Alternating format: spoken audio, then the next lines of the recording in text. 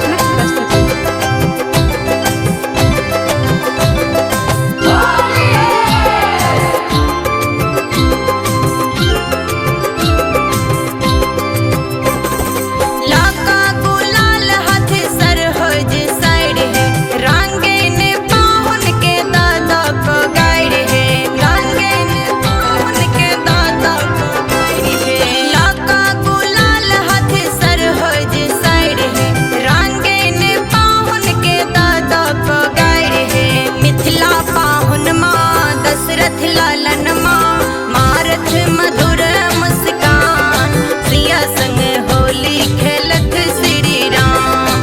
सिया संग होली खेलत श्री राम।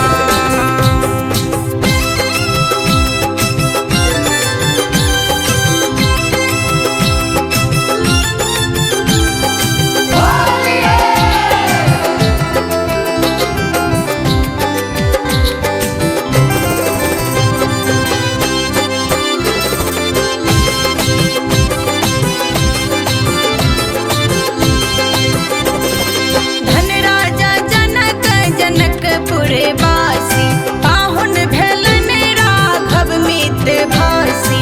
पाहुन भेलन राघव मित्र भासी। धन राजा जनक जनकपुरवासी